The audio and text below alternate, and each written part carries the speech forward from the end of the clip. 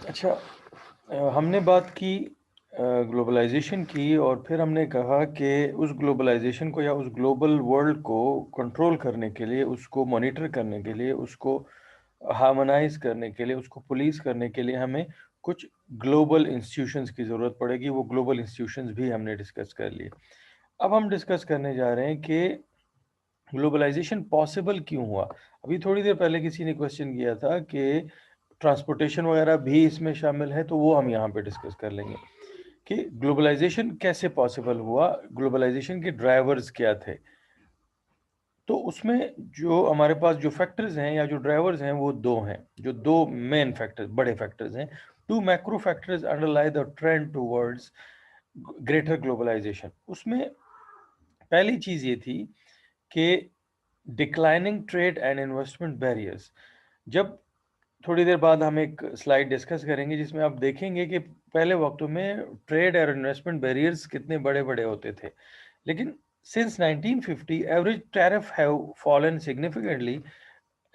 significantly and are now at about 4%। 1950s के बाद जो टैरिफ रेट्स हैं वो कम होना शुरू हुए हैं, जिसकी वजह से लोग ट्रेड की तरफ ज़्यादा इंक्लाइंड हुए हैं बजाय इसके कि वो लोकली चीज़ों को कंज्यूम करें। और बिजनेस साइज जो है वो भी बढ़ने लगा है। जो कंपनीज हैं, जो कॉरपोरेशंस हैं, वो बहुत बड़ी बड़ी होने लगी हैं। वो इतनी बड़ी बड़ी ऑर्गेनाइजेशंस हैं, आपके सामने एग्जांपल्स हैं। मतलब इतनी ह्यूज कॉरपोरेशंस हैं कि किसी मुल्क से भी उसका जीडीपी ज़्यादा हो सकता है। Countries have open their markets to foreign direct investment. लोग जो हैं, कंट्रीज जो हैं, वो इनवाइट कर रहे हैं, लोग इंसेंटिव्स दे रहे हैं फॉरेन डायरेक्ट इन्वेस्टमेंट्स को कि वो आएँ और उनके मुल्क में इन्वेस्टमेंट करें, लोगों को जॉब्स मिलें, वहाँ से प्रोडक्शन करके वहाँ से चीज़ें एक्सपोर्ट हों और उस मुल्क में जो पैसा है वो सर्कुलेट हो। इसलिए लोग, कंट्रीज जो हैं, वो एफडीआई को, फॉरेन डायरेक्ट इन्वेस्टमेंट को प्रमोट कर रहे हैं, इंसेंटिव्स दे रहे हैं। जो दूसरी वजह बनी या जो दूसरा ड्राइवर है ग्लोबलाइजेशन का, वो है टेक्नोलॉजिकल चेंज। पहले ज़माने में अगर आप जाएं, आज से फ़र्ज़ कर लें 200 साल पहले जाते हैं, तो ना कोई कंप्यूटर होता था, ना कोई टेलीफोन होता था। फ़र्ज़ कर लें आप ग्लोबलाइजेशन कर भी लें 200 साल पहले, अगर आप इंटरनेशनल बिज़नेस कर भी लें, तो क्या आप अपना जो आपका सप्लायर है या जो डिस्ट्रीब्यूटर है या जो भी है, दूसरे मुल्क में बैठा हुआ है, उसको आप कॉन्टैक्ट किस तरह करेंगे? या अगर फ़र्ज़ कर लें कॉन्टैक्ट कर भी लिया किसी तरीके से, जैसे पहले ज़माने में लोग कबूतरों के ज़रिए से करते थे या ख़त लिख दिया या कुछ भी हुआ, तो एक तो ये हुआ कि महीनों वो जो आपका क्या कहते हैं उसको कासिद था या जो भी था, वो चला जाता था, महीनों सफ़र करके दूसरे मुल्क में आपका ख़त पहुँचा दिया उसने। अब ट्रेड आपके पास कितना टाइम है? ट्रेड के लिए आपके पास कितना टाइम है? तो उसमें बहुत ज़्यादा लैप्स आता था, बहुत ज़्यादा मसले होते थे। तो टेक्नोलॉजी के बगैर ग्लोबलाइज़ेशन पॉसिबल नहीं थी। Micro processors and telecommunication technologies, आप देखिए माइक्रो प्रोसेसर इतना फ़ास्ट हो चुका है, इतना आप एक ऐसे दौर में आप रह रहे हैं कि एक-एक प्रोसेसर के अंदर 8-8 प्रोसेसर लगे हुए हैं और हर एक प्रोसेसर की जो स्पीड है, जो इनिशियली कंप्यूटर इंट्रोड्यूस हुआ था, जो सबसे बड़ा कंप्यूटर होता था, उसकी टेक्नोलॉजी आपके लैपटॉप में पड़ी हुई है। तो माइक्रो प्रोसेसर, एक तो वो स्पीड बढ़ती जा रही है, एक तो वो उसका जो यूटिलाइज़ेशन है वो बढ़ती जा रही है और दूसरा ये है कि टेलीकम्युनिकेशन टेक्नोलॉजीज़ जो हैं वो इम्प्रूव होती जा रही हैं। जैसे अभी हम एक दूसरे के साथ एक लेक्चर डिस्कस कर रहे हैं, कुछ टॉपिक्स डिस्कस कर रहे हैं, कोई हर्डल नहीं है, कोई हम वीडियो लेक्चर भी ले सकते हैं। टेलीकम्युनिकेशन टेक्नोलॉजीज़ इतनी फ़ास्ट हो चुकी हैं। एक टाइम होता था कि जब हम कॉलेज में थे या उस वक़्त 20 जीबी का हार्ड ड्राइव अगर आपके पास है, आपके कंप्यूटर सिस्टम में, तो बहुत बड़ी चीज़ है हार्ड ड्राइव। आज आपके कंप्यूटर सिस्टम्स में अगर हम देखें, तो हम आ गए हैं टुवर्ड्स टेराबाइट। 500 और 600 तो हर एक कंप्यूटर सिस्टम में हार्ड ड्राइव पड़ा हुआ है। इसी तरह जो प्रोसेसर हैं, उस वक्त आप फर्ज कर लें कहीं मेगाहर्ट्ज में होती थी, या उससे पहले अगर आप जाएं तो बहुत पुरानी टेक्नोलॉजीज और पंच कार्ड्स यूज होते थे और मैग्नेटिक टेक्नोलॉजीज यूज होती थी। लेकिन अभी आप जिस दौर में रह रहे हैं, ऑप्टिकल टेक्नोलॉजीज, आप डीएनए टेक्नोलॉजीज के ऊपर काम कर रहे हैं और पता नहीं प्लाज्मा पे काम कर रहे हैं, और अजीब अजीब चीजें जो है वो आर्टिफिशियल इंटेलिजेंस की तरफ आप आ चुके हैं। मतलब दुनिया जो है वो टेक्नोलॉजिकली इतनी एडवांस हो चुकी है कि आपकी जहां तक सोच जा सकती है वो चीज़ आप सिर्फ सोचें और वो चीज़ पॉसिबल है। Internet and world wide web, जो इंटरनेट टेक्नोलॉजीज हैं उसने आसान बनाया। फर्ज कर लें आपको कोई प्रोडक्ट चाहिए, किसी भी पोर्टल पे आप चले जाएं, अलीबाबा पे चले जाएं, अमेजोन पे चले जाएं, किसी भी ऑनलाइन स्टोर पे चले जाएं और अपने लिए वो चीज़ परचेज कर लें। अगर आपने बिजनेस के लिए रॉ मटेरियल परचेज करना है वो भी कर सकते हैं, टेलीफोन कर सकते हैं, टेली कॉन्फ्रेंसिंग कर सकते हैं। आपका बिजनेस जो पूरी दुनिया में है और आपने एज अ सीईओ या एज अ मार्केटिंग मैनेजर, आपकी टीम जो है, ऐसी ऐसी कंपनीज हैं जहाँ पे टीम लीडर जो है वो कहीं दुबई में बैठा हुआ है और उसके टीम मेंबर जो हैं वो हर एक मुल्क में बैठे हुए हैं, और वो वीकली अपनी मीटिंग्स करते हैं। अब उस मीटिंग के लिए आपको आपको टेक्नोलॉजीज की ज़रूरत पड़ेगी।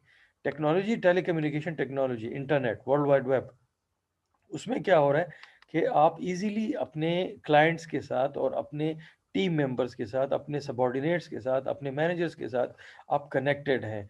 आपको विद इन नो टाइम आप अपना मैसेज जो है वो ईमेल के ज़रिए से या किसी भी ज़रिए से आप विद इन सेकेंड्स जो हैं वो अपने जो भी जिस बंदे को आप देना चाह रहे हैं उसको दे सकते हैं। और दूसरा ये है कि आपकी जो टेलीकम्युनिकेशन सॉरी ट्रांसपोर्टेशन टेक्नोलॉजी है, आ, जिस दौर में अभी हम रह रहे हैं, वो जो कंटेनराइजेशन का दौर है।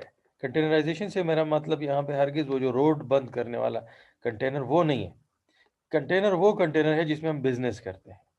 अगर आप देखें तो ऐसी ऐसी शिप्स हैं, ऐसी ऐसी शिप्स पे ट्रेड होता है कि एक एक शिप जो है 5-5 लाख टन तक एक्सपोर्ट का सामान या इंपोर्ट ट्रेड का सामान जो है वो उठा सकता है। और इसी तरह जो दूसरे जहाज हैं आपके, उसमें छोटी छोटी चीज़ें आ सकती हैं। अब सबसे बड़ी एग्जांपल अगर आप ये देख लें, इकोनॉमिक कॉरिडोर जो हमारा बन रहा है, या जो ओबोर की हम बात करते हैं, ये सारी चीज़ें क्या हैं, ट्रांसपोर्टेशन टेक्नोलॉजी इतनी फास्ट हो चुकी है कि आप विद इन नो टाइम, आप विद इन कुछ घंटे जो हैं, पहले फ़र्ज़ कर लें आप गिलगित की एग्जांपल ले लें। कुछ अरसे पहले अगर आपने कोई चीज़ गिलगित पहुंचानी है इस्लामाबाद से या पंजाब से, तो पता नहीं वो जो ट्रक है कितने दिनों में पहुंचता था। अब आहिस्ता आहिस्ता अब ये हज़ारा मोटरवे बन गया, आगे भी रोड्स के ऊपर काम हो रहा है। तो एक टाइम आएगा कि विद इन 9 to 10 आवर्स जो है वो आपकी मंडी से चीज़ जो है वो कहीं हुंजा में लोग इस्तेमाल कर रहे होंगे। इसी तरह वो जो सफ़र होते थे, जो महीनों के सफ़र थे, वो दिनों पे आ गए हैं। जो दिनों के सफ़र होते थे वो घंटों पे आ गए, जो घंटों के सफ़र होते थे वो मिनटों में आ गए। ट्रांसपोर्टेशन टेक्नोलॉजी में जो एक एक तरक्की हुई है, एक हम जिस दौर में अभी रह रहे हैं, तो इसकी वजह से ग्लोबलाइजेशन पॉसिबल हुई। इंटरनेट की वजह से, माइक्रो प्रोसेसर में स्पीड की वजह से, टेलीकम्युनिकेशन टेक्नोलॉजीज़ की वजह से और ट्रांसपोर्टेशन टेक्नोलॉजी की वजह से हम ग्लोबलाइजेशन में कामयाब हुए, दुनिया को एक ग्लोबल मार्केट बनाने में कामयाब हुए। अगर हम ये चीज़ें बीच में से निकाल दें, ये टेक्नोलॉजी निकाल दें, तो क्या होगा? अगर ये चीज़ें टेक्नोलॉजिकल चेंज को हम निकाल लें, तो क्या आपको लगता है कि हम जिस तरीके से हम एक दूसरे के साथ बिजनेस कर रहे हैं, ये चीज़ पॉसिबल होगी?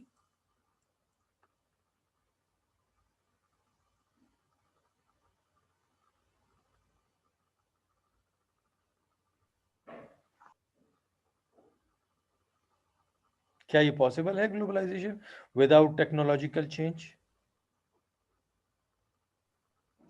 नो सर, पॉसिबल नहीं। अगर हम नो सर। फिर से वो चले जाएं, हम कबूतरों के ज़रिए और कासिदों के ज़रिए एक दूसरे के साथ कम्युनिकेशन करें, और घोड़ों और ऊँटों के ज़रिए से चीज़ें जो हैं वो एक मुल्क से दूसरे मुल्क में ले जाएं, तो आप अंदाज़ा लगा लें, एक पूरा जो एक काफ़िला होता था, फ़र्ज़ कर लें उसमें 100 ऊँट हैं, तो 100 ऊँट जितनी चीज़ें लेके जाते थे वो तो आप एक कंटेनर में डाल दें। एक कंटेनर में डालें और एक शिप के ऊपर, एक शिप जो एक मुल्क से दूसरे मुल्क में आप बेचते हैं, उस एक शिप के ऊपर पता नहीं कितने हजार कंटेनर आप रख सकते हैं। तो वो हजारों कंटेनर आप मतलब अंदाजा लगा लें कि काफिलों को कंपेयर करें इन शिप्स के साथ, इन ह्यूज शिप्स के साथ, तो आपको अंदाजा हो जाएगा कि टेक्नोलॉजी की वजह से आज हम किस तरह ग्लोबलाइजेशन की तरफ आ रहे हैं। जी, कोई क्वेश्चन इस स्लाइड में? Drivers of globalisation.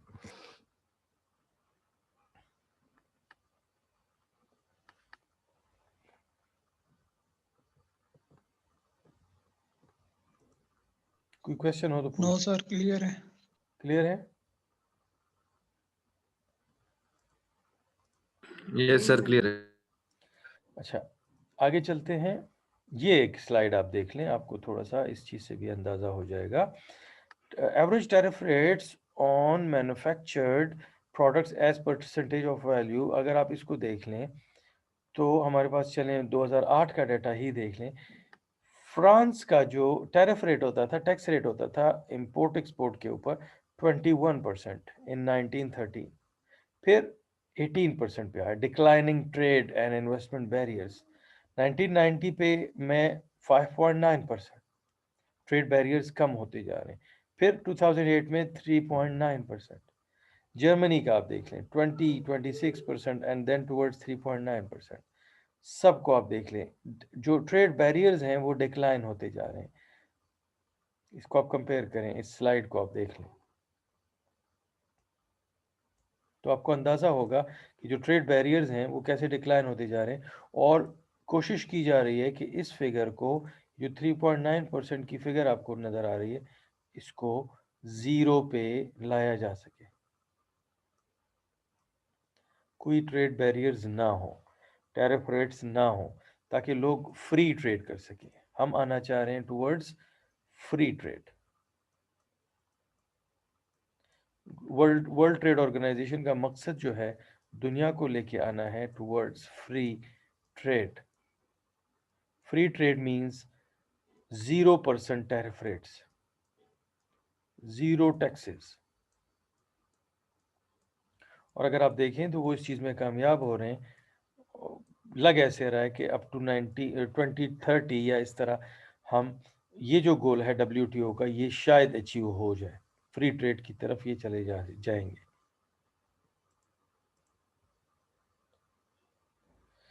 अच्छा, थोड़ा सा आगे देखते हैं इन चीज़ों को।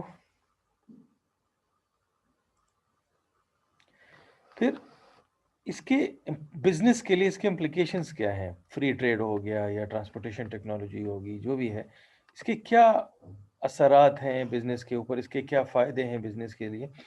Lower barriers to trade and investment means firms can view the world as their market. अगर ट्रेड बैरियर्स नहीं होंगे तो पूरी दुनिया मेरे लिए एक मार्केट है, मेरी मार्केट है। मैं दुनिया में कहीं पे भी अपना प्रोडक्ट जो है वो सेल कर सकता हूँ।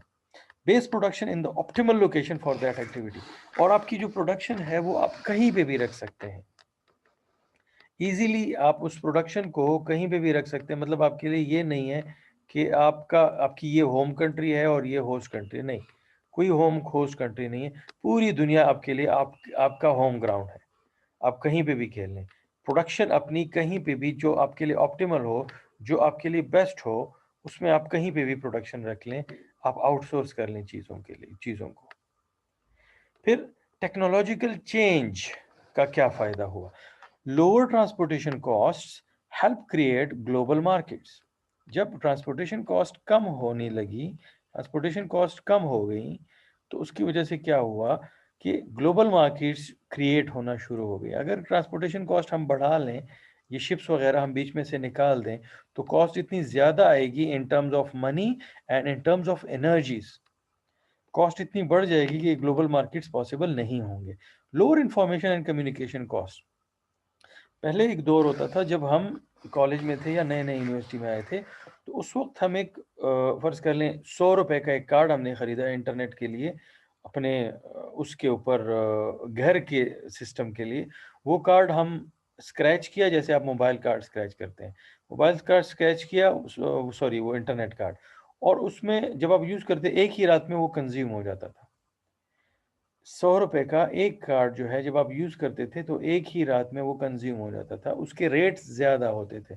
अब इंटरनेट जो है, स्पीड आपके पास ज्यादा है। उस वक्त 56 kbps और इस पे लोग चलते थे। अभी मैं जिस सिस्टम पे बैठा हुआ हूँ 30 मेगा बाइट्स पर सेकेंड, मेगाबाइट्स पर सेकेंड। और आज से अगर आप फर्ज कर लें 15 साल भी पीछे चले जाएं तो आप 56 के किलोबाइट्स, जरा आप कंपेयर करें कि उस वक्त आपको स्पीड केबीपीएस में मिल रही है 56 केबीपीएस, और उसकी कॉस्ट जो है, कॉस्ट उसकी ज्यादा है। स्पीड कम है, कॉस्ट ज्यादा है। लेकिन आज आपकी स्पीड ज्यादा है और कॉस्ट कम है। तो low cost global communication networks help create an electronic global marketplace. आपकी जो ग्लोबल मार्केटप्लेस अभी क्रिएट हो रही है या हो चुकी है तकरीबन, वो इलेक्ट्रॉनिक ग्लोबल मार्केटप्लेस है। फिजिकली आपको जाने की जरूरत नहीं है। कोई चीज आपको चाहिए, कोई भी चीज, चाहे वो सब्जी है, चाहे वो फ्रूट है। हमारे मुल्क में तो अभी वो कल्चर इतना ज्यादा नहीं है, आपको जाने की जरूरत ही नहीं है। अभी आप फोन उठाएं या इंटरनेट पे जाएं, फूड पांडा पे देख लें, आप पता नहीं कितने वेजिटेबल्स के लिए अगर आपको कोई चिकन चाहिए, कोई भी चीज़ आपके घर पे आपको मिल जाती है। ये क्यों पॉसिबल हुआ? कम्युनिकेशन नेटवर्क्स की वजह से। फिर global communication networks and global media create a world wide culture. जो आपकी मीडिया है उसका रोल जो है इसमें बहुत ज़्यादा अहम है।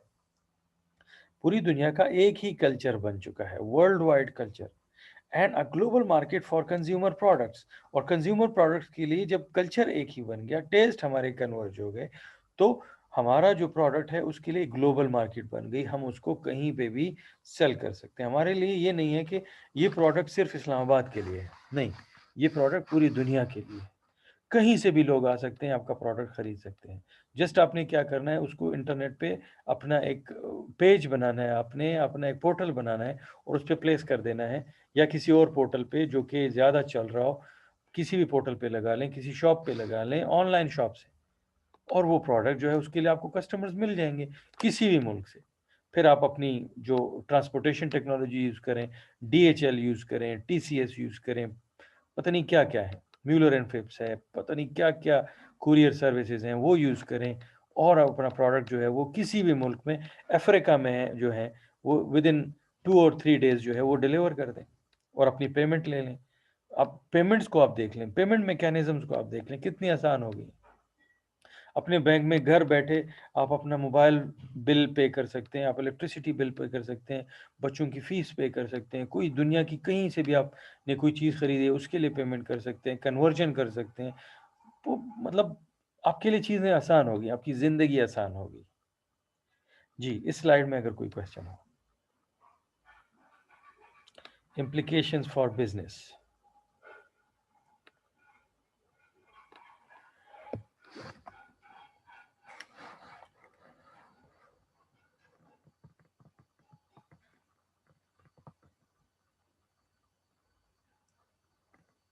आप लोगों को मेरी आवाज़ आ रही है? सुन रहे हैं मेरी आवाज़?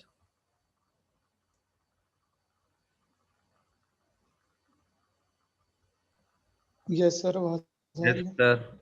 इस स्लाइड में अगर आप कुछ डिस्कस करना चाहें, कोई आपके जहन में कोई पॉइंट्स आ रहे हो या किसी चीज़ की समझ नहीं आ रही, तो आप पूछ लें।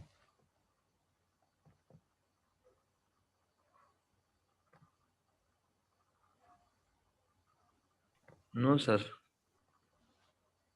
पॉइंट्स आपको समझ आ रहे हैं, चीज़ें इंटरेस्टिंग हैं? यस। अच्छा, आगे चलते हैं। फिर हम आ जाते हैं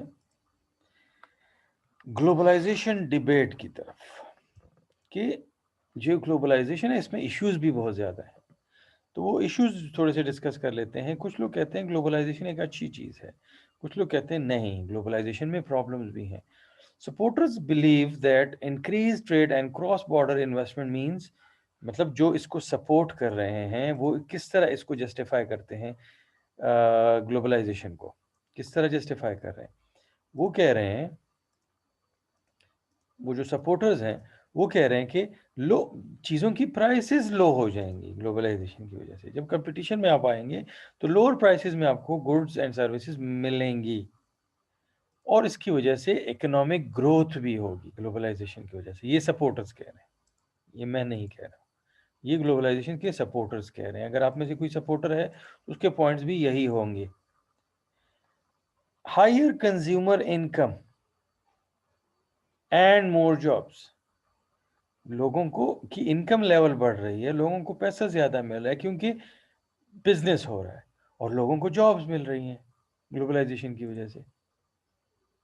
बजाय इसके कि जॉब्स एक्सपोर्ट हों, डेवलप्ड कंट्रीज की जॉब्स एक्सपोर्ट हो रही हैं, लेकिन जो डेवलपिंग कंट्रीज हैं या अंडर डेवलप्ड कंट्रीज हैं उनको जॉब्स मिल रही हैं। अब क्रिटिक्स क्या कह रहे हैं, जो इसके अगेंस्ट हैं वो क्या कह रहे हैं? वो कह रहे हैं कि जॉब लॉसेस होंगी। जॉब लॉसेस अब किस हवाले से वो कह रहे हैं? जॉब लॉसेस इन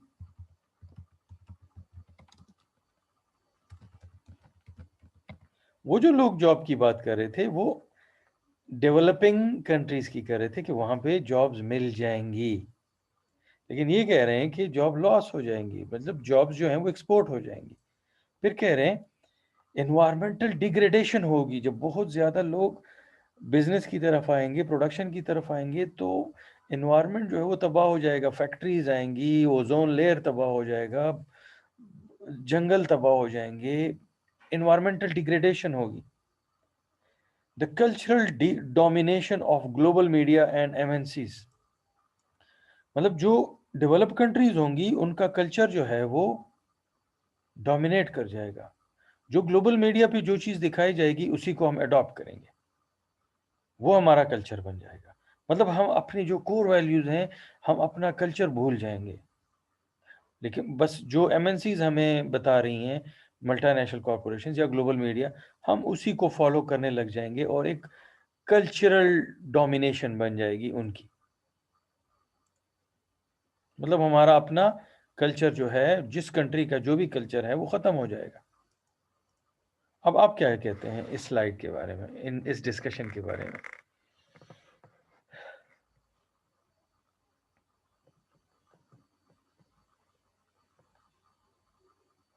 जी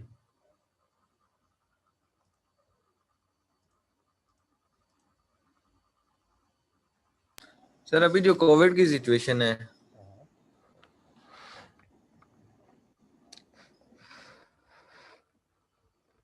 जी आपकी आवाज आ रही थी, आप बोलें। कोविड में सर मैं कह रहा हूँ कि कोविड की जो सिचुएशन है, तो इसमें भी तो जॉब लॉसेस वगैरह हुए हैं। और देखें इसको, वो जो ग्लोबलाइजेशन का जो ग्राफ है, ग्लोबलाइजेशन में हम यूं जा रहे थे 1940 से, अगर आप देखें तो आप यूं जा रहे हैं। तो कोविड की वजह से थोड़ा सा एक वो आ रहा है, एक डिक्लाइन आ रहा है, लेकिन उसी ग्लोबलाइजेशन ने अब इसको कवर भी करना है। इस पॉइंट पे अगर आप देखें जहां पे प्रॉब्लम आना शुरू हुई है, इस पॉइंट पे, यहाँ पे, तो यहाँ पे अगर आप न्यूज़ देखें तो कोविड के लिए जो वैक्सीन है वो भी इंट्रोड्यूस होने जा रही है, मतलब तकरीबन तैयार है। अब ये जो चीज़ है ये भी पॉसिबल हुई ड्यू टू ग्लोबलाइजेशन। अगर हम उस टेलीकम्युनिकेशन टेक्नोलॉजीज में ना होते तो मुझे कहाँ से पता चलता है कि चाइना वाले वैक्सीन तैयार कर रहे हैं या अमेरिकन वैक्सीन तैयार कर रहे हैं। और वो कह रहे हैं कि अप टू दिसंबर 2020 ये वैक्सीन जो है वो, दिसंबर 2020 ये वैक्सीन हम मार्केट में आ जाएगी, कहीं पे भी ये वैक्सीन जो है वो मार्केट में इंट्रोड्यूस हो जाएगी, जनरल पब्लिक के लिए नहीं। इनिशियली ये लोग कह रहे हैं कि फाइजर वालों ने किया है और एक और कंपनी है उन्होंने किया है, वो कह रहे हैं कि 2020 तक हम ये अवेलेबल कर देंगे, लेकिन इनिशियल लेवल पे जो फ्रंट लाइन पे जो लोग कोविड के हैं उनको हम देंगे। तो कोविड की वजह से वो जो प्रोसेस है, वो जो जॉब्स हैं या जो भी था, वो थोड़े से डिस्टर्ब हो गए हैं। लेकिन उसी ग्लोबलाइजेशन में वो चीज़ है कि वो हमें ये भी दे रहे हैं, मतलब किसी मुल्क से वो चीज़ आएगी हमें नहीं पता, पाकिस्तान में नहीं, लेकिन कहीं से तो आ जाएगी। तो वो चीज़ भी हमें ग्लोबल मीडिया से ही पता चल रही है। ग्लोबल मीडिया वालों ने आज सुबह बताया कि ये जो कोविड वैक्सीन है ये इंट्रोड्यूस होने जा रही है और हम इसको यूटिलाइज करेंगे। तो आहिस्ता आहिस्ता जब ये कोविड का मसला हल हो जाएगा तो वो जो जॉब जिनकी लॉस हुई थी या जो मसला हुआ था वो आहिस्ता आहिस्ता चीज़ें जो हैं वो फिर से सेटल होना शुरू हो जाएंगी। और ये जो कोविड का मसला आया था, अगर आप इसको देखें तो अगर हम इस दौर में ना होते तो ये सिर्फ जहाँ पे चाइना में ये चीज़ बनी थी उधर ही रहता। क्या आपको लगता है कि अगर हम इस दौर में ये जहाज और ये इतनी ज़्यादा मूवमेंट ना होती तो कोविड ने चाइना से निकलना था? No sir. उधर ही इस बीमारी एक ही कंट्री में या एक ही मुल्क में, और वहां पे लाखों लोग मर जाते और हमें पता ही ना होता, क्योंकि हमें तो उनसे कोई कंसर्न ही नहीं है। लेकिन अब हम क्यों परेशान हैं? क्योंकि हमें उनसे कंसर्न है, हमने उनके साथ बिजनेस करना है, हमने वहां पे जाना है, उन्होंने यहाँ पे आना है, तो हमें इस चीज़ के लिए कंसर्न है। तो अब हम रोज ग्लोबल मीडिया पे देखते हैं कि कितने लोग कोविड की वजह से इफेक्ट हुए, कितनी डेथ्स हुई। ये सारी चीज़ हम क्यों इंटरेस्टेड हैं? क्योंकि अब हम ग्लोबल विलेज में रह रहे हैं, अब हम सब लोग एक ही, अब हम गराई हैं, अब हम एक ही गांव के लोग हैं। इस वजह से हमें एक दूसरे की फिक्र भी है कि ऐसे ना हो अमेरिका में मसला हो जाए और अमेरिका में जो हमारे लोग काम कर रहे हैं उनकी जॉब्स जो हैं वो लूज़ हो जाए, या दुबई में लोगों की जॉब्स लूज़ हो गई, लोग वापस आ गए हैं। तो मतलब ये चीज़ें सारी ग्लोबलाइजेशन का हिस्सा है, इसी को ग्लोबलाइजेशन कहते हैं। जी, इस स्लाइड में अगर कोई क्वेश्चन हो।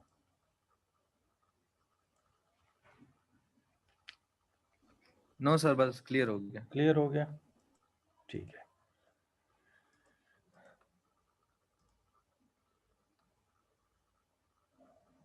Globalization, jobs and income. Critics argue that falling barriers to trade are destroying manufacturing jobs in advanced countries. अब ये थोड़ी देर पहले मैंने बात की कि एडवांस कंट्रीज में लोगों की जॉब्स जो हैं वो ख़त्म हो रही हैं क्योंकि आउटसोर्सिंग कर रहे हैं। जो एडवांस कंट्रीज वाले हैं, फर्ज कर लें अमेरिकन कंपनीज जो हैं, उस दिन भी मैंने एग्जांपल दी थी कि इंडिया, पाकिस्तान, बांग्लादेश में प्रोडक्शन शिफ्ट हो रही है, इंडोनेशिया में प्रोडक्शन शिफ्ट हो रही है। क्यों हो रही है? ड्यू टू लो कॉस्ट को लो करने के लिए ये लोग प्रोडक्शन शिफ्ट कर रहे हैं। तो उनको ये फिक्र है क्रिटिक्स को कि ऐसा ना हो कि एडवांस कंट्रीज में लोग जो हैं वो जॉब्स लूज कर दें। लेकिन सपोर्टर्स क्या कह रहे हैं? Contend that the benefits of this trend outweigh the cost. इसकी कह रहे हैं कि इसके बेनिफिट ज्यादा हैं और नुकसानात कम हैं। सपोर्टर्स कह रहे हैं, मतलब ये कहना चाह रहे हैं countries will specialise in what they do most efficiently and trade for other goods. वही फर्स्ट थ्योरी की तरफ आ रहे हैं, थ्योरी ऑफ कंपैरेटिव एडवांटेज। कह रहे हैं कि आप हर काम नहीं कर सकते, ना करें हर काम, अपनी स्पेशलाइजेशन की तरफ जाएं, बजाय इसके कि आप हर काम कर रहे हैं। बाकी चीज़ें जिसमें दूसरे लोग स्पेशलाइज हैं वो उनको दे दें, और अपनी किसी इंडस्ट्री में आप स्पेशलाइज हों इन what they do most efficiently, और दूसरी चीज़ों के लिए ट्रेड करें, दूसरी चीज़ें आप इंपोर्ट करें, बजाय इसके कि आप हर चीज़ के पीछे पड़े हुए। तो उनको भी फायदा मिल जाएगा और आपको भी फायदा मिल जाएगा, and all countries will benefit, सबको फायदा मिल जाएगा। समझ आ रही है?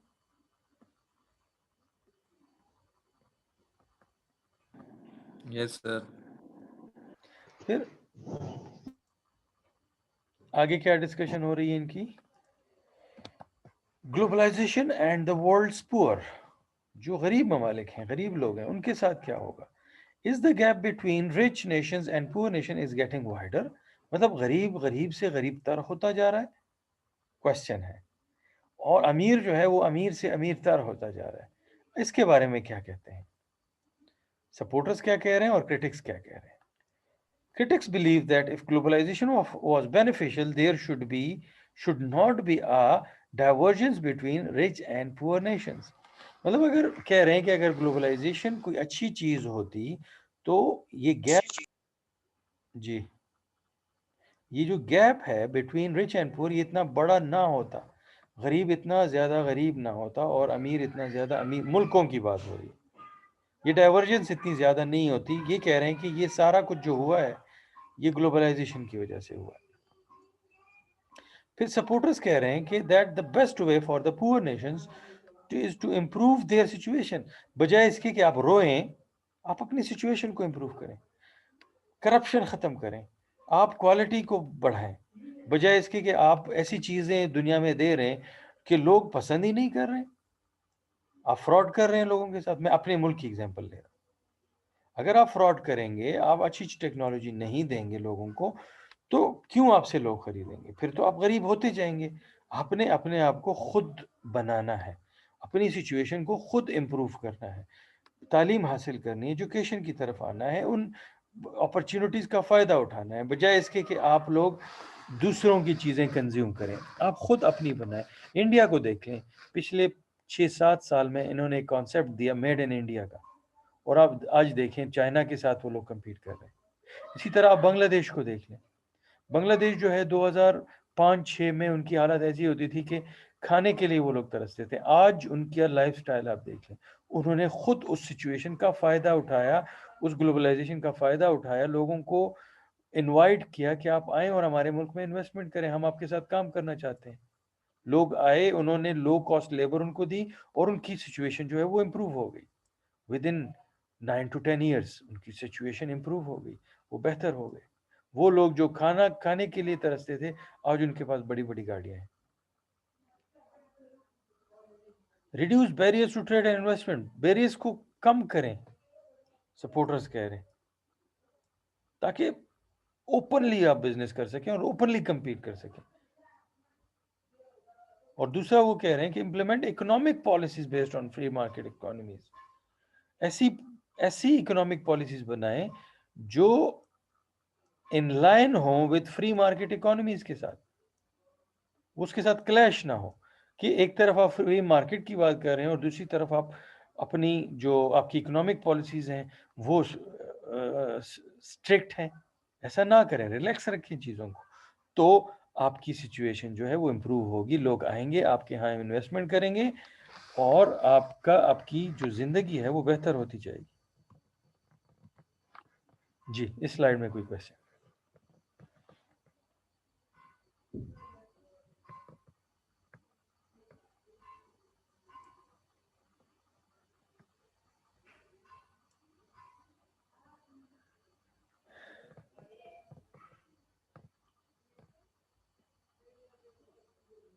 कोई क्वेश्चन नहीं है?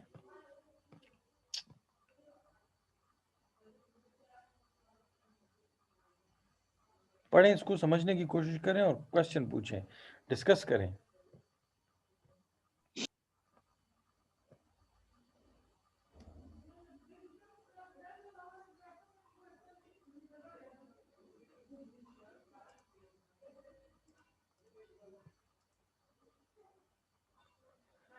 नेक्स्ट स्लाइड जो है इंशाल्लाह नेक्स्ट क्लास में कर लेंगे।